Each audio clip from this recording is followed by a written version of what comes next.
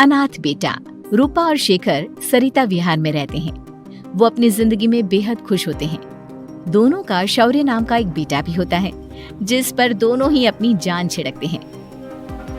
शेखर, अब तो आप शौर्य को अपनी गोद से नीचे उतार दीजिए, उसके सोने का टाइम हो रहा है। नहीं रूपा, इसे मेरे पास ही रहने दो प्लीज। मैं थोड़ी देर में इसे बिस्तर में सुला दूंगा। लेकिन कल सुबह आपकी ऑफिस में मीटिंग भी तो है ना, और इसके लिए आपको कल जल्दी भी तो निकलना होगा। जाइए, आप भी जाकर सो जाइए। क्या यार, अभी तो मेरी गोद में आया था मेरा बेटा और तुम उसे लेकर जा रही हो। बाद में कर लेना अपने बेटे से प्यार, अभी जाकर सो जाइए। रूपा शेखर से शौर्य को ले रही होती है कि तभी शौर्य रोने लगता है। शौर्य को रोता देखकर रूपा उसे फिर से शेखर को थमा देती है। आपका बेटा ना एक नंबर का नौटंकी है, बिल्कुल आप पर गया है वो। साफ बोलो ना, तुम्हें जलन होती है हम दोनों बाप बेटे का प्यार देखकर। पहले बड़ा तो होने दो तुम शौर्य को, फिर देखना वो सबसे ज्यादा मुझे ही प्यार करेगा। देखते हैं। ऐसे ही दिन बीतते चले जाते हैं और एक दिन कैंसर की बीमारी के चलते रूपा की मौत हो जाती है। अब शौर्य 3 साल का हो चुका होता है, जिसके कारण उसकी दादी शेखर पर दूसरी शादी का दबाव बनाने लगती है। शेखर, शौर्य अभी बहुत छोटा है और उसे इस समय एक माँ के प्यार की बहुत जरूरत है। माँ, मुझे दूसरी शादी नहीं करनी। क्या पता जो दूसरी औरत आएगी वो मेरे बेटे को एक माँ का प्यार दे या ना दे। तो रूपा की छोटी बहन वैशाली से ही शादी क्यों नहीं कर लेता? वो तो शौर्य को एक माँ का प्यार पूरा दे सकती है ना।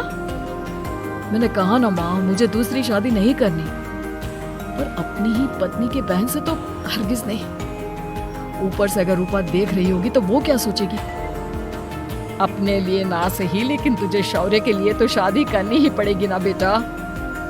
शेखर कुछ कहता उससे पहले ही अंजुमन उसे रूपा की कसम दे देती है, जिसके आगे मजबूर होकर शेखर शादी के लिए हामी भर देता है।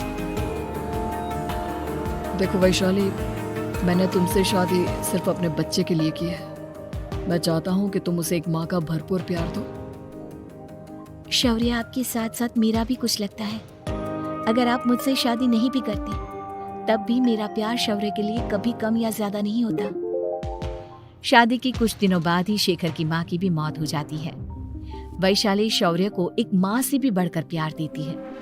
शौर्य को लेकर वैशाली का यूं निस्वार्थ प्यार देखकर शेखर को भी उससे प्यार हो जाता है और कुछ सालों बाद शेखर और वैशाली का भी लड़का हो जाता है। लेकिन इसके बाद वैशाली का शौर्य को लेकर बर्ताव बदलने लगता है।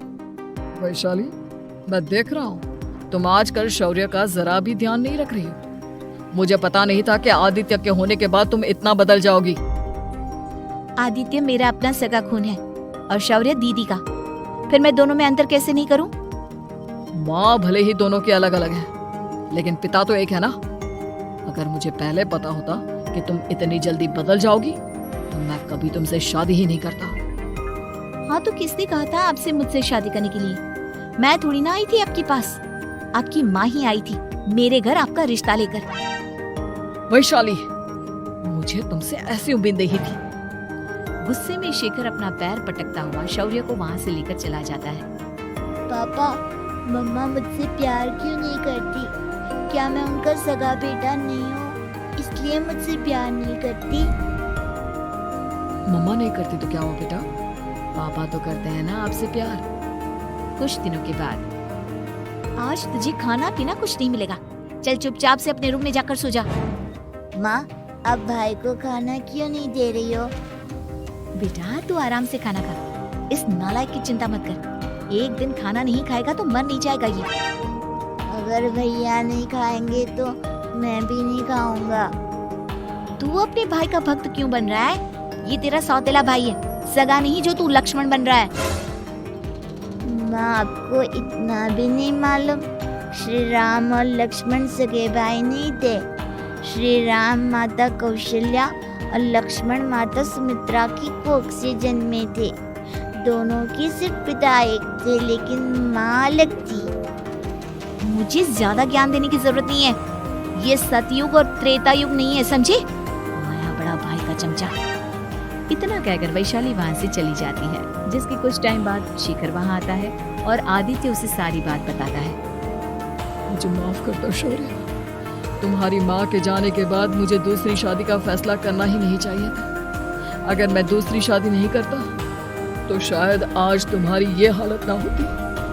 नहीं पापा, अगर आप शादी नहीं करते तो मुझे आदित्य जैसा छोटा भाई कभी नहीं मिलता। थैंक यू मुझे इतना अच्छा भाई देने के लिए। तुम दोनों हमेशा ऐसे ही साथ रहना, फिर कोई भी तुम दोनों का कुछ नहीं बिगाड़ पाएगा। चलो मैं तुम दोनों को आइसक्रीम खिला कर लाता हूँ, बहुत भूख लग रही है ना। शिखर शौर्य और आदित्य को आइसक्रीम दिलाने लेकर जाता है। वो दोनों को पार्क में खड़ा करके आइसक्रीम लेने जा ही रहा होता है, तभी तेज रफ्तार से आती हुई एक गाड़ी उसे कुचल देती है और उसी पल शेखर की मौत हो जाती है, जिसके बाद शौर्य की जिंदगी नर्क से भी बदतर हो जाती है। सुन रहे चिरकुट, इस घर के किसी भी सामान को मेरी मर्जी के बगैर हाथ मत लगाना। इन सब पर अब तेरा कोई हक नहीं है, समझा? ठीक है माँ, मैं आपकी इजाजत के बगैर किसी चीज को हाथ नहीं लगाऊंगा। चल जाकर अब पूरे घर की सफाई कर। महज 7 साल का शौर्य वैशाली के कहने पर अपने नन्हे नन्हे हाथों से पूरे घर की सफाई करने लगता है। ऐसे ही दिन बीतने लगते हैं, लेकिन मासी से माँ बनी वैशाली को उस मासूम से बच्चे पर जरा भी तरस नहीं आता। क्यों शौर्य, ये घर में इतनी गंदगी कैसे हो रही है? ढंग से सफाई नहीं की है क्या तूने? माँ मैंने तो अच्छे से सफाई की थी, लेकिन आदित्य बार बार इधर उधर चलकर गंदा कर देता है। अच्छा, खुद से एक काम ढंग से नहीं होता और अपनी गलतियों का जिम्मेदार मेरे बेटे को ठहराता है। इतना कहकर वैशाली बांस का डंडा उठाकर शौर्य को जोर जोर से मारने लगती है। तभी वहां वैशाली के मायके वाले भी आ जाते हैं और उसकी सारी करतूतें देख लेते हैं। माँ मैं ऐसा क्या करूँ जिससे आप मुझे भी आदित्य के जितना प्यार करोगी? बोलिए ना माँ, मेरे क्या करने से आपके अंदर मेरे लिए ममता जागेगी? वैशाली शौर्य की एक नहीं सुनती, उसके ऊपर डंडे बरसाती जाती है। हद पार होते देख वैशाली की माँ उसका हाथ पकड़ती है और जोर से उसे थप्पड़ मारती है। यही सब करने के लिए तूने दामाद जी से शादी की थी? हमने सपने में भी तुझसे ऐसी हरकत की उम्मीद नहीं की थी। तू माँ नहीं, माँ के नाम पर एक धब्बा है। बस कीजिए माँ, आदित्य के इस दुनिया में आने से पहले मैंने इसे बहुत प्यार किया था, लेकिन अब जब मेरी खुद की औलाद है तो मैं किसी और के बच्चे से प्यार क्यों करूं? अरे नालायक औरत, जिसे तू किसी और का बच्चा कह रही है वो तेरी खुद की सगी बहन का बच्चा है। बहन है तो क्या हुआ, मेरे अपने बच्चे से बढ़कर तो नहीं हो सकता ना ये कभी। अगर यही बात थी तो तू हमें पहले बता देती, हम शौर्य को अपने साथ ले जाते। उसे इस तरह प्रताड़ित करने की क्या जरूरत थी? अगर आपको लेकर जाना है ना तो ले जाइए इसे, मैं नहीं रोकूंगी। नहीं माँ, मुझे कहीं नहीं जाना, मुझे आपके साथ ही रहना है। मैं तेरी कोई माँ बाबा नहीं हूँ, तेरी माँ मर चुकी है, समझा? अब निकल जा मेरे घर से। माँ अब बहुत गंदी हो, मुझे भी नहीं रहना आपके साथ, मैं भी भाई के साथ ही जाऊंगा। अरे तू क्यों जाएगा, तू तो मेरा सगा बेटा है, जाने दे इसे। हम यहाँ ऐश से रहेंगे, तुम्हारे पापा बहुत सारी जमीन जायदाद छोड़ गए हैं तुम्हारे लिए। नहीं माँ, मुझे भाई के साथ जाना है। आप अच्छी नहीं हो, आप बहुत बुरी हो, आप भाई को बहुत परेशान करती हो। देख वैशाली, तुझसे ज्यादा समझ तो इस मासूम बच्चे में है। ये तेरे बुरे कर्मों का ही नतीजा है, जो आज तेरी सगी औलाद खुद से तुझे ठुकरा रही है। आदित्य, तुझे इस शौर्य ने भड़काया है ना मेरे खिलाफ? नहीं माँ, मुझे किसी ने भड़काया नहीं, पर मैं सब देखता हूँ, सब समझता हूँ। भाई बहुत अच्छा है, वो आपकी जैसा नहीं है। चलिए नानी। इतना कहकर वैशाली के मायके वाले आदित्य और शौर्य को अपने साथ ले जाते हैं और इस तरह वैशाली बड़े से घर में अकेली पड़ जाती है। 2 बेटों के होते हुए भी आज उसे माँ कहकर बुलाने वाला कोई नहीं होता।